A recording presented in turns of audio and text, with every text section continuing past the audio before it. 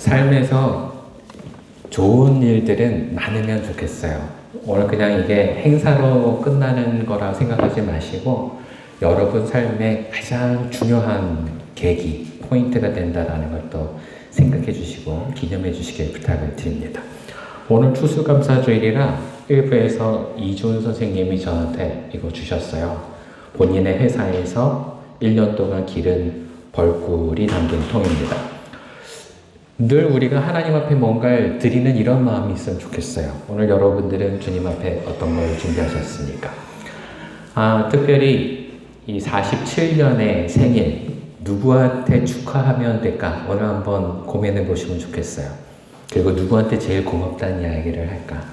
오늘 이 하루가 지나기 전에 그 얘기를 전하시면서 오늘 아주 뜻깊은 생일이 되시길 주님의 이름으로 축하하고 고면합니다. 오늘 첫 번째 그냥 한번 볼까요? 오늘 이야기는 사도행전 2장의 이야기입니다. 왜 이 이야기를 준비했는가 하면 교회 생일이라서 그래요.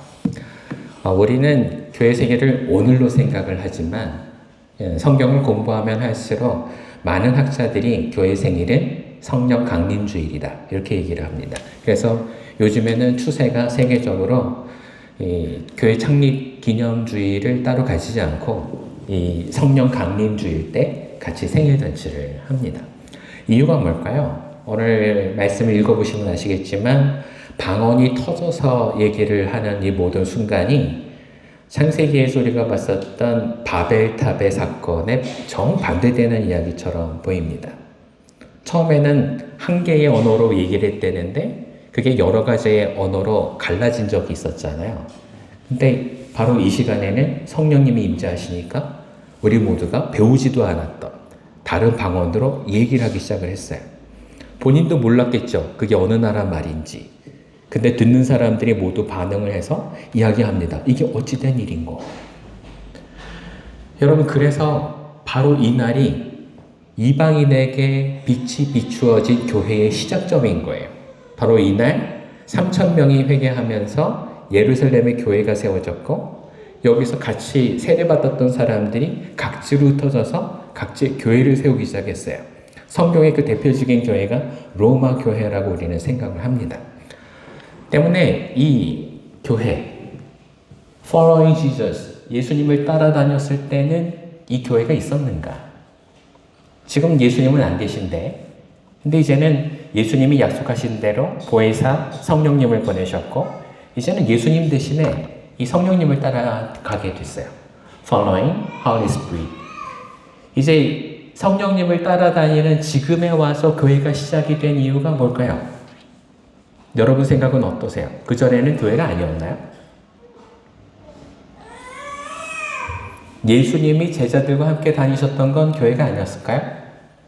왜 오늘 성령을 받은 다음에 방언을 하게 되고 세계 곳곳에 한 지점에 센터를 자리 잡아서 여기서 모여서 예배하자라는 약속이 있은 다음에 이제야 우리는 이것을 예배라고 하고 교회라고 생각하게 됐을까요? 그래서 우리는 이 두 가지 질문을 하게 됩니다. 다음 페이지. 첫 번째 질문, 왜 예수님께서는 우리가 알고 있는 개념의 교회를 설립하지 않으셨을까? 두 번째 질문, 왜 성령님이 강림하신 이후에 그러한 교회가 설립되었을까? 이유는 교회는 성령님과 함께 시작하기 때문이에요. 마태복음 16장에 보면 예수님께서 고백하는 베드로에게 이런 얘기를 하세요. 내가 나중에 교회를 세울 것인데 너를 기초로 해서 그 위에다가 교회를 세울 거야. 그러면 예수님께서 계셨을 때는 교회가 시작되지 않았다는 얘기죠. 그러면 주님께서는 그때 뭐 하셨던 걸까요? 만약 그때를 교회라고 생각한다면 일반적인 사람들은 따라다닐 수가 없어요. 제자들을 한번 보실래요? 그들은 그물을 버려두고 배도 버려두고 집에 있는 가족들도 다 버려둔 채 예수님을 따라다녔어요. 예수님께서 이끄신 게 교회라면 그 교회는 모든 걸 버리고 쫓아가는 사람들만 참여할 수가 있는 거죠. 그걸 교회라고 얘기하면 오늘날 얼마나 많은 교회가 생길까요? 거의 없지 않을까요? 그래서 주님은 그 교회를 만들기 위한 준비 작업을 하셨어요. 주님은 제자들을 훈련시키시고 제자들과 함께 이런 신앙생활을 계속 해오셨는데 이유가 있어요. 오늘 말씀을 보면 알게 돼요.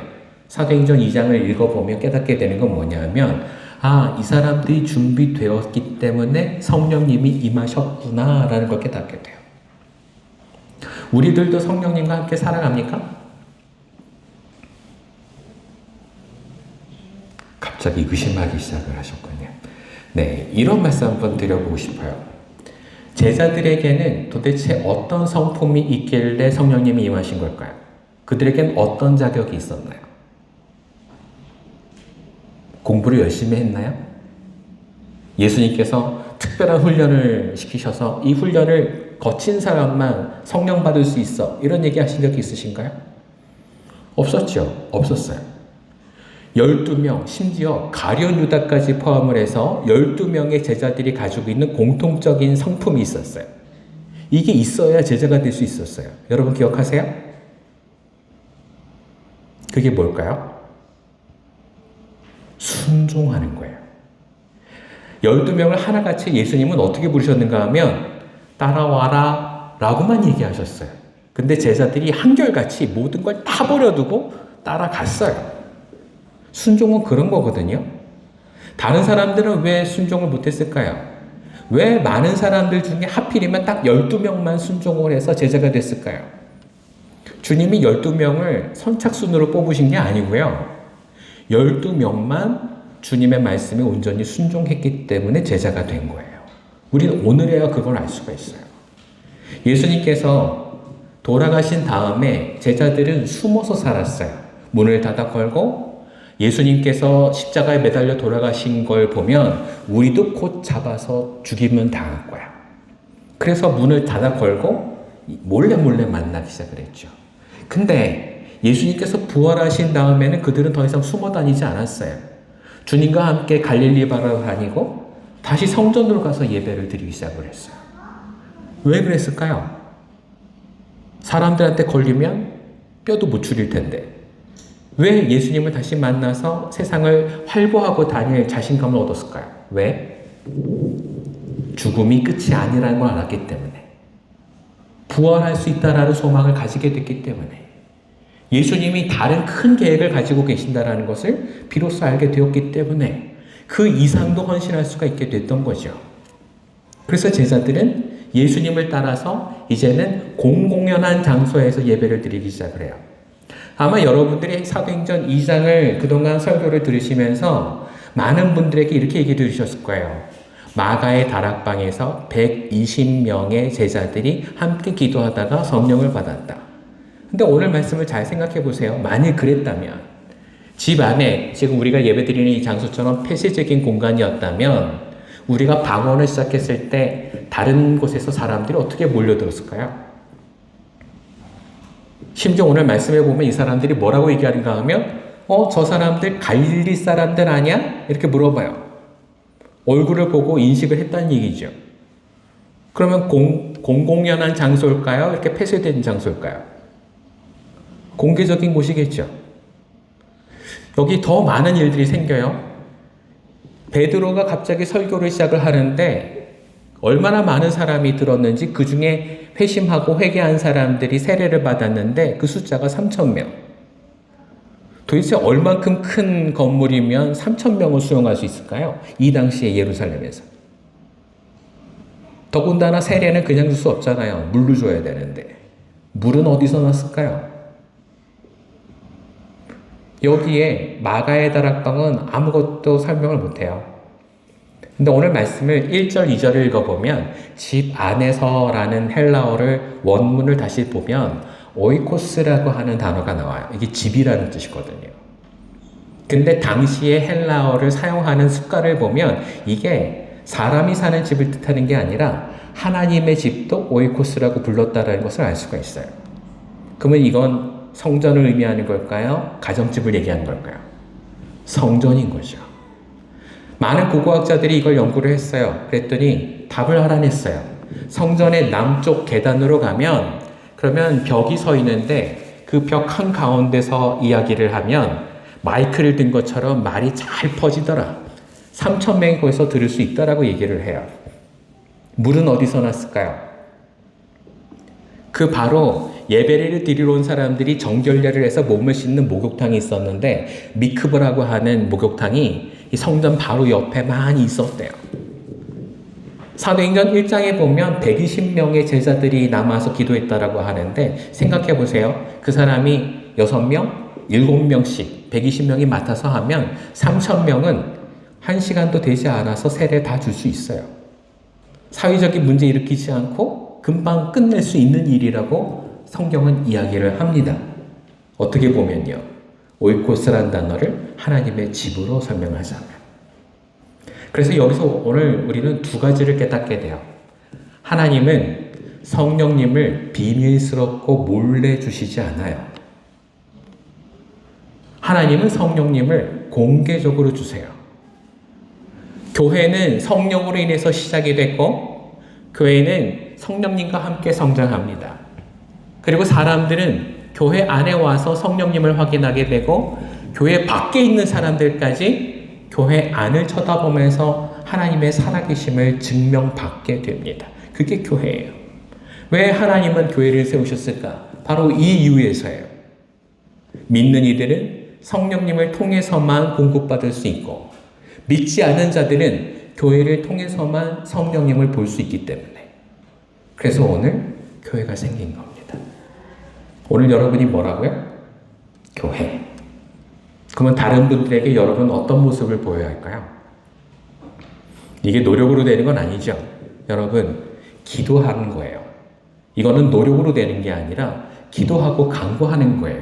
성령님 내 안에 오셔서 내 삶이 예배가 되게 하시고 나가 하나님 앞에 온전한 교회가 되게 하시고 사람들에게 성령을 보일 수 있는 증거가 되게 하옵소서.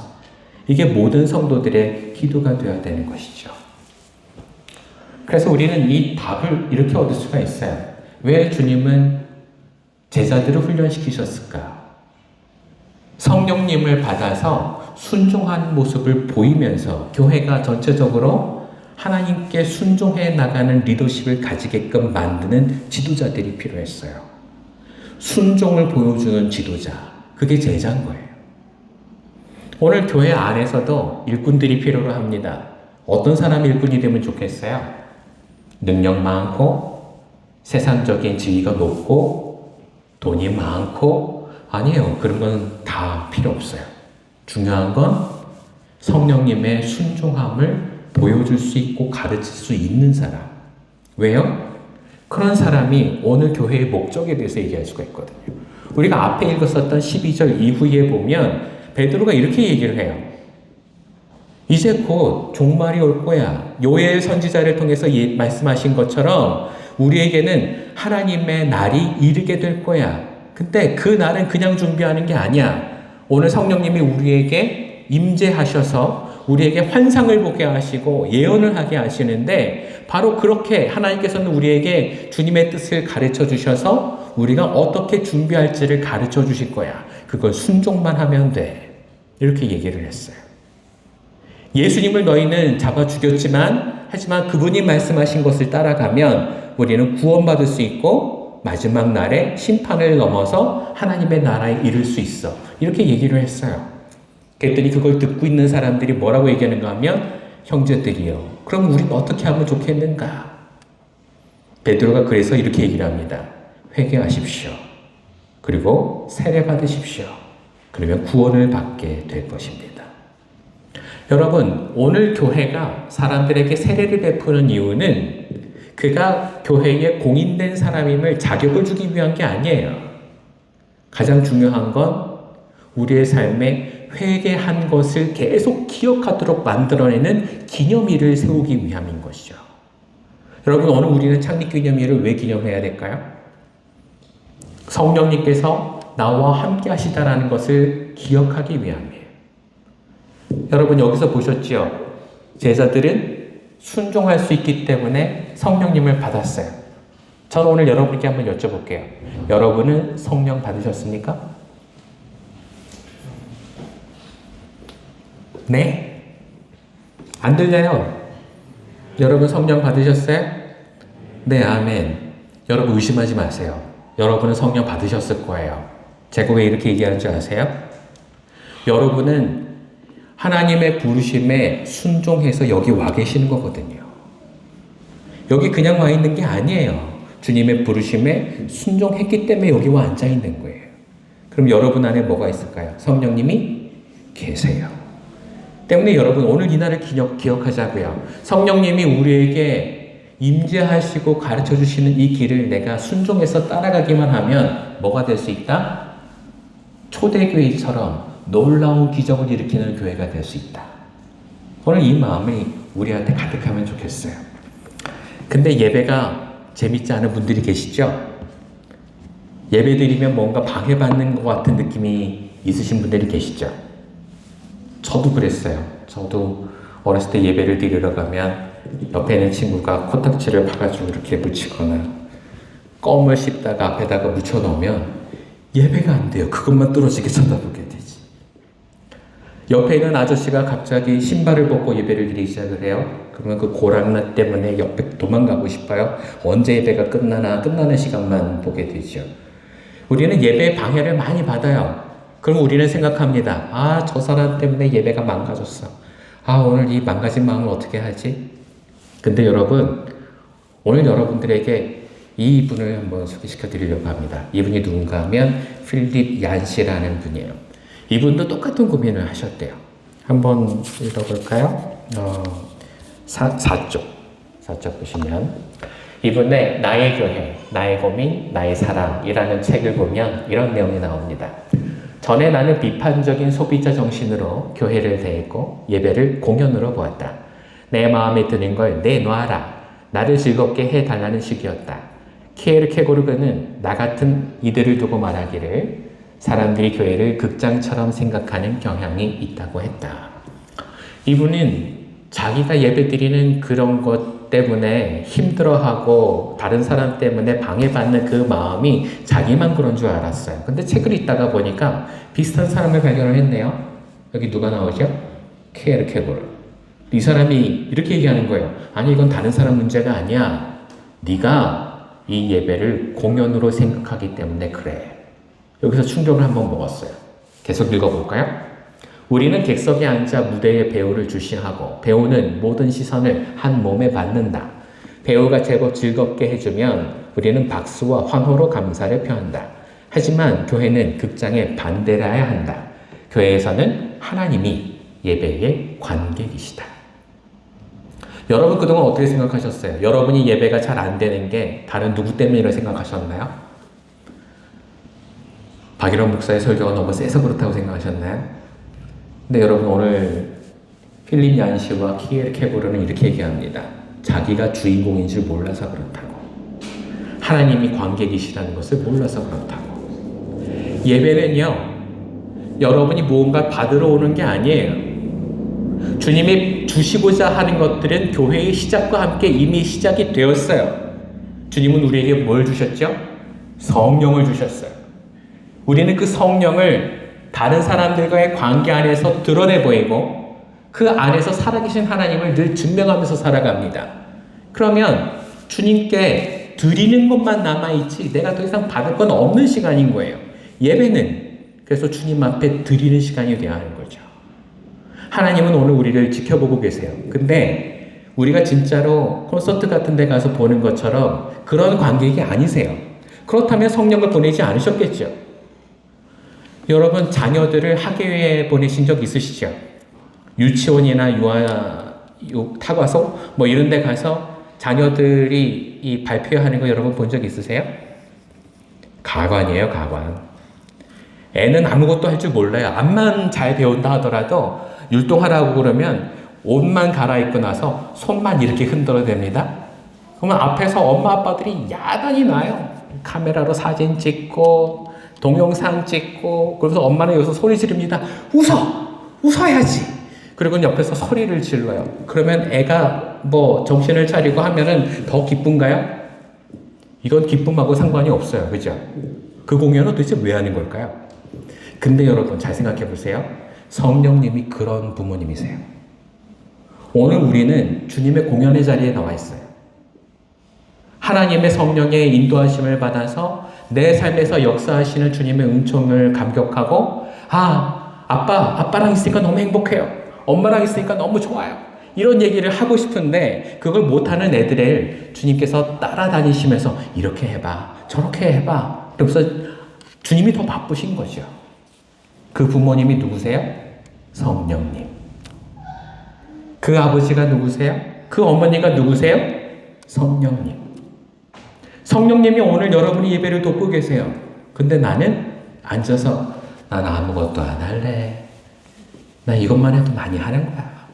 이런 식으로 해도 주님은 여러분을 욕하지 않으세요. 야단치지 않으세요. 놀라운 건 이렇게 하면서도 은혜 받을 수 있다는 거예요. 뭘 하면? 마음을 열고 순종한 마음만 가지면. 근데 그게 안 돼요. 우리는 뭐 하니까? 내가 구경하려고 하니까. 앞에서 엄마가 막 뛰어다니는 거 보고 아빠가 뛰어다니는 걸 보면서 아빠 잘한다, 엄마 잘한다 이런 식으로 또 생각 안 해요. 뭐 하는 거야? 채신머리 없이. 이런 식으로 앉아있는 거죠. 여러분, 오늘 우리들의 삶에 바라보는 자세가 좀 달라지면 좋겠어요. 여러분, 예배를 드리면서 앞에 있는 사람들을 보지 마세요. 신앙생활을 하면서 옆에 있는 사람 때문에 시험 들지 마세요. 그 너머에 계셔 있는 하나님을 보셔야 돼요. 나를 위해서 애쓰시는 성령님을 보셔야 된다고요. 불철주야 뛰어다니시는 주님을 뵈야 한단 말이죠. 그래야 은혜 속에 들어오시게 됩니다. C.S. 루이스라는 분의 이야기를 이분이 이어서 해요. 그분도 똑같은 그런 고민이 있으셨대요. 이분은 같이 예배드리는 분 중에 한 할아버지가 너무 부담스러우셨대요. 이분이 음치신데 노래를 부르면 원곡하고 다르게 노래를 부르는 거예요. 내가 옆에서 노래를 부를 수 없어서 C.S. 루이스가 그렇게 고민을 했답니다. 그리고 이 찬송가가 늘 좋지 않잖아요. 옛날 곡조에 억지로 껴 맞춘 듯한 그런 가사들. 그런 걸 부르면서 내가 이걸 왜 예배를 드리고 있어야 되나 그런 마음을 품는데 한 번은 그렇게 노래를 부르고 계시는 할아버지가 눈에서 눈물을 뚝뚝 흘리시면서 아멘, 아멘 그러면서 찬송을 부르고 계시는 걸 봤다는 거예요. 바로 그 시점에서 루이스가 마음이 변했대요. 저분은 저렇게 은혜 받고 있는데 난 지금 뭐 하고 있지? 나는 저 사람보다 훨씬 나은 사람이라고 생각했는데 왜 나는 은혜를 못 받고 있지? 그리고는 눈을 감고 그분이 말씀하시고 찬송을 부르시는 가사를 잘 들으려고 노력을 했대요. 근데 그 가사를 마음이 들어오는 순간, 내가 그걸 받아들이는 순간 루이스는 눈물이 자신의 눈에서 흘러내리는 걸 경험을 합니다. 여러분, 우리의 예배는 어떻게 바뀔 수 있을까요? 성령님을 모시려면 이것 한 가지가 필요해요. 순종하는 마음이 필요해요. 주님이 내 안에 들어오시는 걸 허락하셔야 돼요. 주님을 따져 묻고 주님이 어떤 분이신지를 물어봤자 나는 은혜 받을 수 없어요. 마음의 문을 활짝 열고 성령님이 내 안에 오시는 것을 허락하십시오. 그러면 내 삶에 놀라운 변화가 일어나는 걸 보실 거예요. 여러분, 예배에 감격하신 적 있으세요? 하나님이 여러분과 함께 하시는 것으로 기뻐하신 적 있으세요? 그때를 한번 떠올려 보세요. 무엇 때문에 여러분이 그렇게 좋았나요? 누가 노래를 잘해서? 누군가 설교를 잘해서? 아니에요. 그런 건 상관없어요. 성령님이 내 안에 오시면 변화는 일어납니다. 오늘 교회 창립 기념주일 무엇보다도 우리가 기억할 것은 우리의 교회가 성령님과 함께 시작했다는 걸 기억하시는 거예요. 그리고 앞으로도 50년이 지나서 100년까지 이를 때에 우리가 물려주고 계속 가르쳐줘야 할 것은 바로 우리 안에 성령님이 계시다라는 거예요. 아마 우리 교회가 썰렁하고 좀 딱딱하고 그런 교회라고 생각했을 분들은 아까 동영상 보시면서 아마 많이 놀라셨을지 모르겠어요. 우리는 가족 같은 교회죠. 여러분, 이 고백이 어디서 나왔을까요? 바로 여러분을 보고 나온 거예요. 여러분이 누군가에게 교회가 되었고, 여러분이 누군가에게 가족이 되었고, 여러분이 누군가에게 성령님을 보여주셨기에 가능한 거예요.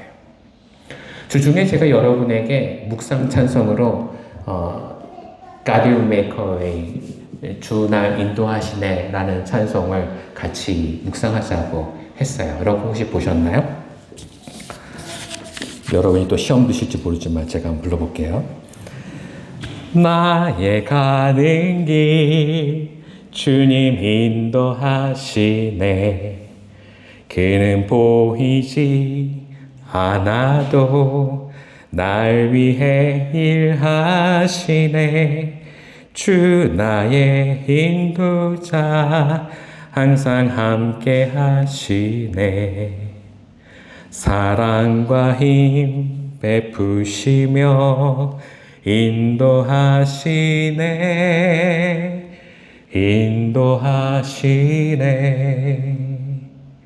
이 찬송가 가사에는 인도하신다라는 고백이 5번이 나와요. 근데 인도뿐만이 아니라 사랑과 힘을 베푸신다, 나와 함께 하신다, 이런 고백까지 하면 9번이 나와요. 여러분, 우리는 주님께 어떤 걸 찬송하고 있나요? 주님이 나와 함께 하시는 것들을, 어떤 것들을 고백하고 있나요? 여러분, 찬송이 우리에게 은혜가 되는 까닭은 좋은 곡조 때문이 아닙니다. 나와 함께 하시는 그 사실 때문에 내 삶이 변하는 거예요. 오늘 이 찬송에는 후렴에 이렇게 나와요. 주님이 나와 함께 하시니. 나는 보이지 않고 그분을 의지하는 법을 잘 몰랐지만 그분이 나를 붙드시기에 광야에 길이 생기고 사막에 강이 생겼습니다. 여러분, 사막에 강이 왜 필요해요? 아무도 안 가는데. 광야에 길이 왜 필요하겠어요? 근데 그게 왜 일어나야 될까요? 우리의 인생이 너무 팍팍할 때, 광야 같은 나의 인생이, 사막 같은 나의 인생이 길이 필요하고 강이 필요할 때 주님 그걸 놔주신다라는 약속이잖아요. 주님은 God will make a way. 주님 우리를 위해서 길을 만드실 거예요. 그분이 우리를 인도하시는 그 길은 하나님의 계획과 사랑 속에 헛되지 않고 목적이 있는 삶을 살아가게 될 거란 말이죠. 그래서 여러분, 나는 아무 능력 없어도, 세상에서 실패를 아무리 많이 했어도 마음을 열고 받아들이기만 하면 주님께서 도우실 거예요. 그게 성령님께서 하시는 역사이기 때문에 그래요. 오늘 그래서 여러분에게 부탁드립니다. 주님의 은혜를 받아들이세요. 주님의 사랑이 우리 안에 있을 때 우리의 교회는 변화되게 됩니다. 7번 슬라이드 한번 볼까요? 필립 얀신이 그래서 책의 마지막에 이렇게 얘기합니다. 교회가 존재하는 주된 이유는 하나님을 예배하는 것입니다. 그 일에 실패하면 교회는 실패하는 것입니다. 여러분, 우리 교회는 성공했나요? 실패했나요? 교회가 세워졌다고 해서 끝까지 가는 게 아니에요. 교회가 사람들이 모인다고 해서 하나님의 교회가 되는 게 아니에요. 교회는 시작이 성령님과 함께 있었고 지금도 성령님과 함께 있어야 되고 늘 성령님의 보호하심 속에 있는 교회래야 살아있는 교회가 되는 거예요.